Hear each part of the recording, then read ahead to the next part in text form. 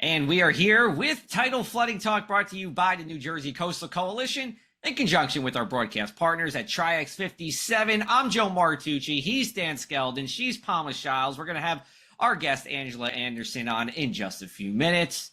Everybody, we are wrapping up the month of July. The water's been really warm in the ocean.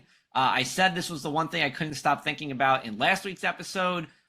It's just like the complete opposite of last summer. I mean, we had so much upwelling. We were in the 50s.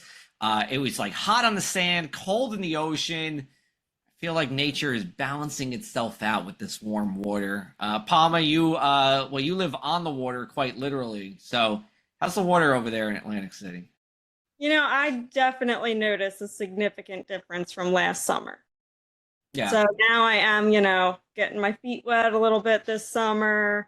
Right. I usually require the water to be like 80 degrees to go swimming, but I put on a brave face and I do it. So I remember when I went to like the beach in Florida for the first time. This was about maybe 10 years ago. And I was like, once I went there, it kind of broke me. I was like, New Jersey just gets colder and colder. I feel like the more and more I go to Florida, but I still love it. Still love the Jersey Shore. Dan, where are you on ocean waters and swimming? Are you it's got to be 80 guy, or are you? I feel like you tough it out. I'm a New Englander, so now granted it was South Coast in New England, not East Coast, which is really cold, like Boston to Maine. But South Coast, we still get the Gulf Stream. 70 was good for me, but I'm like Palma. I mean, I'll gladly take an 80. In New Jersey, you're not guaranteed that. I also love the year we were treated to that tropical greenish water. I love to throw that into the mix in August, but that may be even a taller order than 80 degrees to fulfill. And speaking of someone who's on the water, our guest for today, Angela Anderson. She is with the Long Beach Township Field Station in Long Beach Island. And the LBT field station, if you haven't been there, is right on the bay. You could throw a rock into the bay from where she is, probably from her window. If she opened up her window, she could she's nodding her head. She can hit the bay from where she is. Angela, welcome to the show. We appreciate you having you on. And where are you on this water temperature thing? What's comfortable for Angela to get into the ocean and the bay? I'm pretty easy. I don't mind a cold dip. Okay. All right. Are you towing in there in like November still when it's November probably. I'll put my feet in. Okay. For a wash through. But every day that I go on the beach and walk my dog all winter long, I always end the walk, no matter how cold, with a face of ocean water. My doctor told me it was just good for the soul. So any chance you got to do that, so I'll do that in the winter. Well, hey, I think we could all agree. Any chance to be by the ocean, we're all by the ocean. Plenty is good enough for us. All right, so Angela, you've been with Long Beach Township, for a while. You're very involved in the sustainability, environmental aspect of things, making your home in Long Beach Island. Tell us what the Long Beach Township Field Station does. What kind of activities do they have for our listening audience who might be in LBI for the rest of the summer? Well, it's a very special place. We're located in the Holgate section of Township, which is the southernmost section of Long Beach Township and Long Beach Island. We are Township. We are 12 of the 18 miles, as everybody might not know, tip to tip. So we're almost at the very southern tip here, the very first town when you get out of Beach Haven. The field station is a very special place in that the township decided that this was a good idea to create this research and education facility right on the water for improved public access, kind of where you're just introducing people to what's happening here, but you're also bumping into some real-time scientists at the same time downstairs in the lab. So that kind of combo package. I always say traditionally maybe a university would come to a municipality and say, hey, can we lease some land? And, we got this idea. We kind of did it the opposite way to really improve the public access and capabilities of learning about the Bay ecosystem. Almost entirely everything we do here is focused on our local area, species and things like that. So we have daily programs in the summertime We have, of course, Terrapin Tuesdays, our most popular. You know, you get to hold a baby turtle. You really can't, you know, compete with that. And then in the off season, it's my office, literally, and that's where I do all my writing and all the work for the resilience and the sustainability stuff. But the summer programs run end of June through the end of August, so you can check out the calendar, and it's all family friendly programming.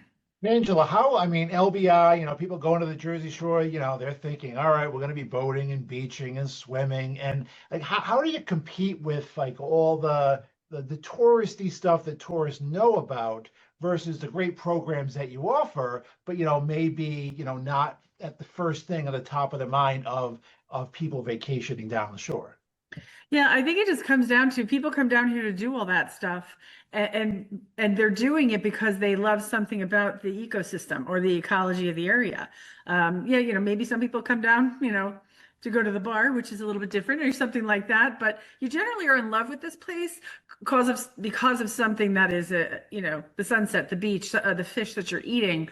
So that's our hook. You know what I mean? It's really kind of touching people where it is, and then this description of what they're actually seeing and why they love it kind of deepens, I think, and that the families can come here, and it's an open place. I think when people come, I feel like they're like, I never knew it was here, and I'm like, because it wasn't, right? But when we get that discovery, they discovered us somehow. Now we've opened in 2021, so we're really getting on the map. That's what you're doing it for. They're just got like, gosh, I wish this was here, when I was younger, and coming down here more often and things like that. So I think it's just, you're really just finding that sneaky way of tapping into what they love already. And Angela, follow-up question. Do you have regulars then? You mentioned like bars, bars have regulars. Yeah, do you find Yes. like you have the same families coming back year All after? the time. Oh yeah. Even week to week. A couple of them, I'm just ready to put a township field station hat on the one little boy and have him, take over the whole shell recycling education program that we run downstairs. He knows that he's 7, 8 years old, and he's been coming here a couple of years. So that creates community, and I love that. I spend most of my time just outside, just talking to people. We have different groups that come in and run the programming, and then we have specific programs that we just run to kind of tote all the things we're doing with the Bay Island stuff and our shell recycling and oyster reef development stuff. So baked in stuff, and then the invited guests, but definitely regulars. We are starting a new camp this year with Marine Logics Camp. And we're going to try that. In the surveys we've done, people said they were looking for maybe something that was a few hours long where they could have their kids do a camp. So we're going to try that this first year. So we'll see how it goes. Now, oh, go ahead, Joe. Well, I just want to give a shameless plug to Angela and I, because I will be at the Long Beach Township Field Station on August 21st. So if you have free time the morning of August 21st, it's a Thursday, come on by. I'm going to be doing weather forecasts with you. We're going to set up a mock forecast. We're going to shoot. You're going to be a meteorologist. You're probably going to be more like Dan Skeldon than me, because he's a better meteorologist than I. So, I'm just facilitating it to be like Dan Skeldon, that day. Yes. And you're a regular. You've been here since. I have been. Yeah. I think since the beginning, right? Yep. Since 2021. Anyway, Palm, I had to get that shameless plug out of the way. So go right ahead. Go right ahead. Yeah, I might have to pay you guys a visit then, huh? Definitely. But you got to like bribe your daughter until she has to sleep in order for her to come see the turtles. Yes, before the show, I was just telling everyone how I have not had a good night's sleep in a little while because my 2-year-old is going through a phase where she wants me to sleep in her toddler bed with her. So that's been fun. But anyway, Angela, what are some of the most, common questions or interests that you see people have when they do come visit you at the field station? Well, you can't miss it when you come down the street and you see this giant pile of shell right in the middle of the parking lot. So I'm very limited in my parking, and I've taken half of that up with our recycled shell. Long Beach Township's been recycling oyster and clam shell from the restaurants on our island since 2017. So they come down, they see this giant pile of shell. Some of it's bagged up, some of it's loose. So people are immediately like, what is that? What do you do with the shell? Like what, so that is an immediate thing. So our shell recycling and our oyster reef replica tank, we have a saltwater tank that Stockton University provided to us, and we have that down in our lab. So that really draws people in. But the word on the street is all about the turtles. People are like, is this a turtle preserve? I heard someone told me that you guys have turtles here, but so there's some of like those obvious things that you're really seeing, but the shell is the curiosity, because it's this shell that I have here right now is my 2023 shell. So it's piling up, but we'll talk a little bit more about what we're doing with that shell later, I guess. That we will. That's a great segue to our first break too, Angela. Thank you for that. We're going to take a commercial break. We'll be back on the other side with Tidal Flooding Talk. Thanks to the New Jersey Coastal Coalition, your flood insurance bills are lower and your streets safer from the reality of flooding. Since beginning in 2013, we build more resilient shoreline communities. Our member towns develop and share in best practices that anticipate future concerns and create flooding solutions. From our town-specific free web app for flooding information to our weekly Tidal Flooding Talk show, we focus on flooding 24/7. Visit www.njcoastalcoalition.com for more. Welcome back to this week's Tidal Flooding Talk with my co-host Joe and Palma. We're great to be joined by Angela Anderson, who, among other things, Angela, let me get this right. You are the Oyster Master Guild Certified Ambassador. Indeed. What does that entail? Well, the Oyster Master Guild was something that was formed by Julie Q and Shucker Patty. They are longtime global oyster experts. I met Julie when I produced a film called The Oyster Farmers in 2017 about our oyster resurgence in our bay here. And she is this expert. And what they found when they were traveling the world, talking about experts and talking about oysters in the cultural sense, historic sense, and in the food and in the ecosystem sense, they created this curriculum, and they have different phases of certification up to to a real, like almost like a sommelier for wine, where you would get trained in oysters. So I am at the entry level. I've fulfilled the program curriculum to be an ambassador. And this way now everybody's kind of saying and speaking the same language about oysters on a global scale. Interesting. Okay. Well, I happen to love oysters while eating them. But so speaking of, does coastal flooding impact, our oyster population and how I guess the quality and how we get them? Yeah. So I think what's interesting for our everywhere from the Barnegat Bay all the way down to around to the Delaware Bay, the oyster industry in New Jersey has grown exponentially over the last 10 years. There's more oyster farms, every day as we go through, Ocean, Atlantic, Cape May County. You're starting to see farming. So it's really this new way of bringing back what used to exist, in our history, right? Oysters all the time. There was oyster reefs back to Lenny Lenape days. So there's sort of this like circle in this where, you can't bring this industry back unless the water quality is there. So the water quality is telling us that we're ready for oyster growth and we're ready for oyster reef restoration work in our area. But that, as farmers, they're up against it just like a dirt farmer is. These guys are truly farmers. They've achieved kind of status in New Jersey with the right to farm, like where they have those same protections, because those ecosystemic changes that are happening, with our weather and our climate are impacting them like they would any other farming industry. So there is a lot of challenges, and oysters are one of the most regulated foods that we have. So it is something that we eat raw. And it has this, you're either terrified or you're in love and excited about it. So they really are very regulated, and they're very sensitive to, temperature and flooding and things like that. But they're a keystone species, and they have always been important to New Jersey and New York in this region.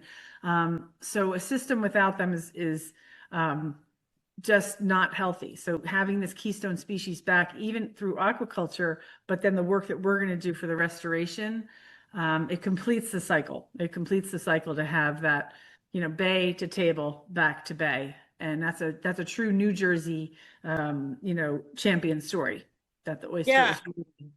I think you're right. I think you either love them or you hate them for sure. There's really no middle ground there. What about you, everybody here? How do you feel about eating raw oysters? I love them, but they don't love me. I've developed a seafood allergy as I've gotten older. Oh, So I do I love used them. to love them. Yeah. Are you in the same boat, Dan? Same. No. I have no allergies, thankfully, and I do love them, so I'm glad I'm not allergic to them. All right, Angela, a lot of the work that I think you're most proud of, and hopefully something we're going to see fully come to fruition here is the Bay Island restoration for a few islands off of Long Beach Township. And in fact, just earlier this month, I read in the Sandpaper, shout out to the Sandpaper, that Long Beach Township got additional funding and permits for the Clam Cove project. So round of applause for that. That's great. But let's talk to everybody about what is the Clam Cove project and how are you getting this additional funding? So Clam Cove is a 22-acre parcel just to the south of where my office is in Holgate. It is Marsh Bay Island on the western side, and it leads all the way up to the boulevard here in Holgate. We call it Clam Cove Reserve. The township purchased that parcel with our Open Space Trust in partnership with Ocean County's Natural Land Trust. And we are 51% owner, they're 49, so it's ours. Some people listening might remember, during Sandy, there was an area, in Holgate, we refer to it as the washover site, where the dune kind of got pushed over into the marsh area and created this whole area. That's the parcel that we are focusing on. So no more potential for building now that the sand was on top of the marsh. The area that we're focusing on is that southwestern edge of Clam Cove, which used to be a peninsula with a small pond in it and is now broken off and is an island. The whole project is really through the New Jersey Bay Island Initiative, which is a coalition of agencies and groups that we formed back in 2020 to look at the Bay Islands in New Jersey in a holistic way. And we started a database of all of the islands. Right now, our database that you can link off of the bayislands.org, NewJerseyBayIslands.org website. We have a database where we have 160 islands in Barnegat, Little Egg Harbor Bay.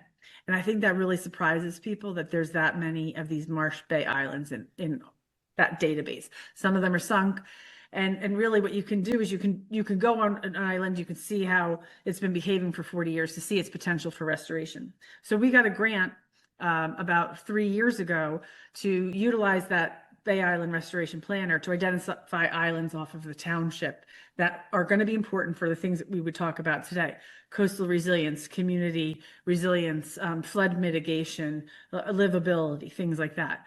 These are marsh islands, they're wetlands, and they're absolutely essential for back bay flooding. They're tidewater sponges, they're habitats, they're speed bumps for storm surge. So once we started to identify these islands, we got another grant to focus on two, and the top two are Clam Cove and Western Marsh Shelter, which is in Spray Beach. And we also own part of that island. And the idea is to utilize our shell to either stabilize or try to restore the islands back to their original size and maintain that habitat and the necessary ecosystem services that they provide to us. So we're focusing specifically on Clam Cove for a project now because federal money takes a lot of, these grants are big and huge and take a long time, and permit processes for bigger projects. We're honing in on just a small section of Clam Cove that we just got permits for and additional corporate funding for to do a proof of concept pilot oyster reef there, and we're going to start in September, and we're stoked. Awesome. Well, I see the happiness in your face, and we hope it goes well. We're going to take one more break, and then we'll wrap it up here with Angela Anderson on Tidal Flooding Talk.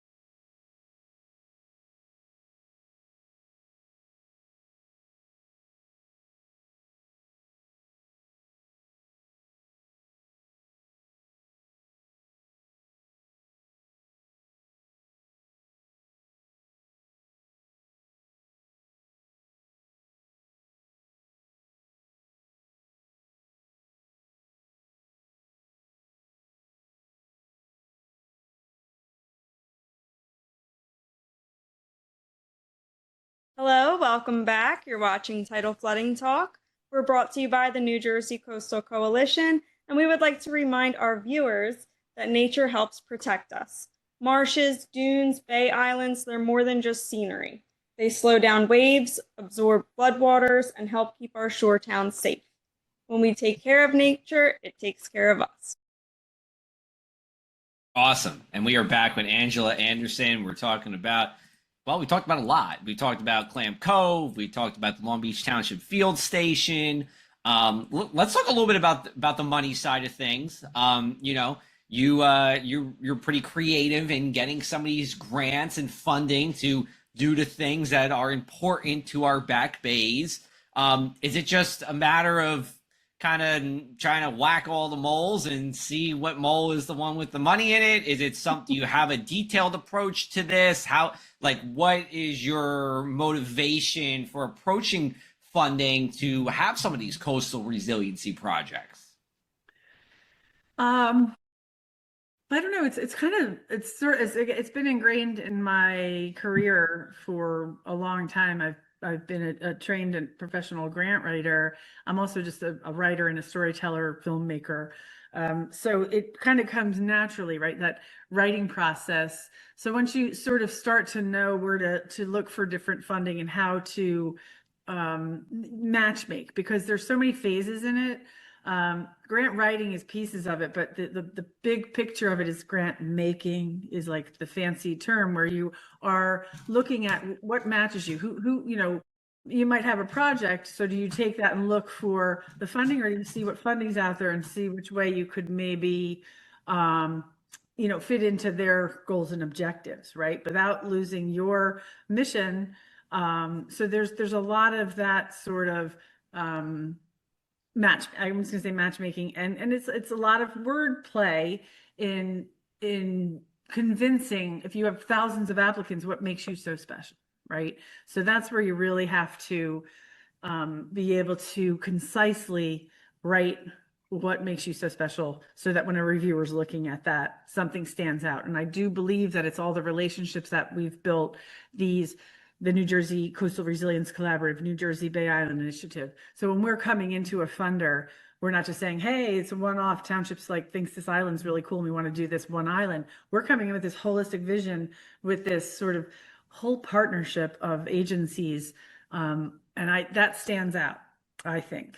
And I feel like that has helped us be successful in gaining grants and through the regulatory system of it.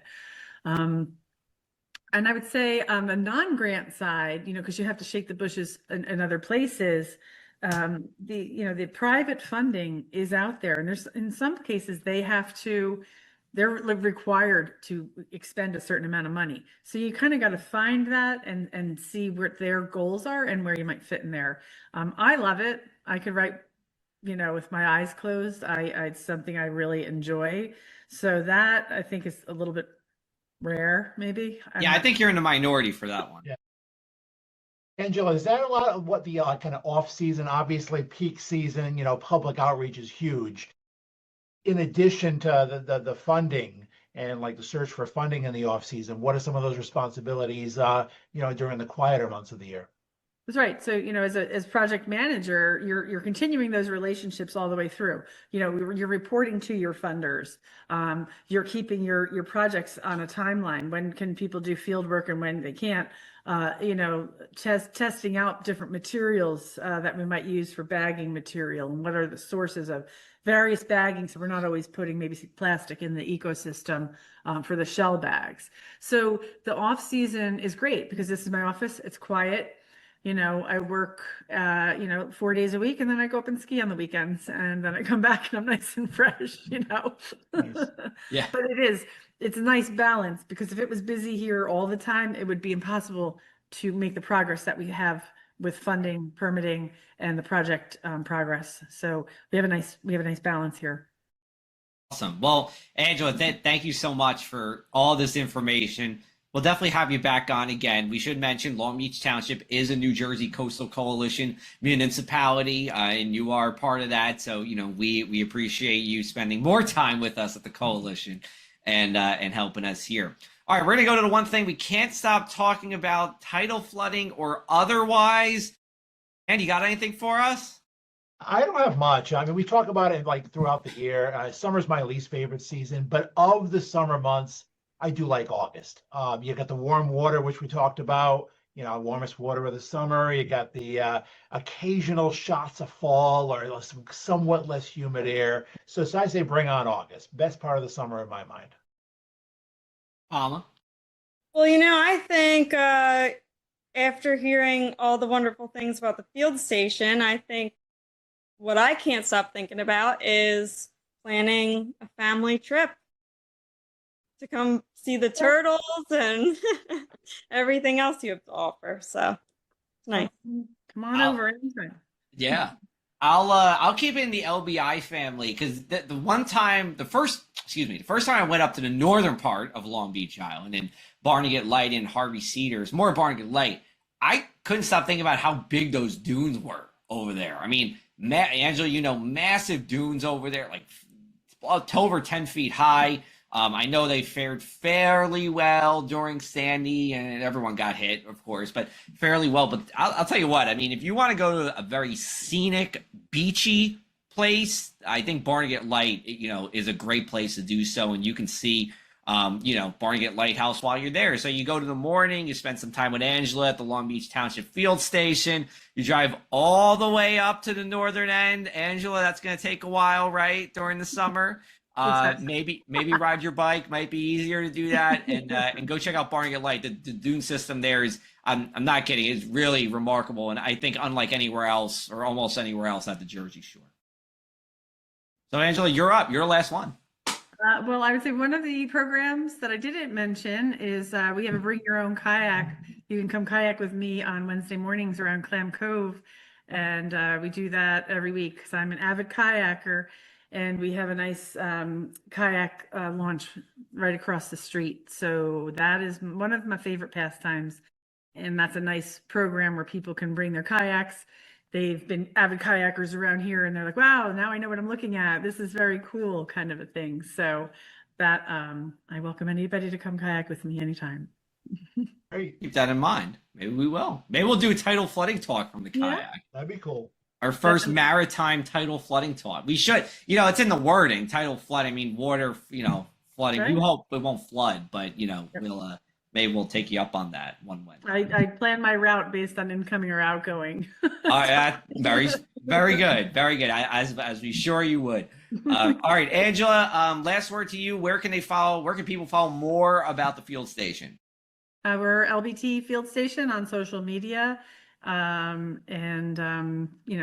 can go to our website, lbtfieldstation.com, sign up for our newsletter, and then you'll get weekly updates in the summer, and our calendar is on there, and all the links to some of the groups that we were just talking about, and some old press is on there, so you can get familiar with everything we were saying a little bit deeper. Excellent. All right. Well, thank you very much, Angela, for the time. On behalf of Dan, Palma, I'm Joe. Thanks for watching another episode of Tidal Flooding Talk. We'll be back with you next Tuesday.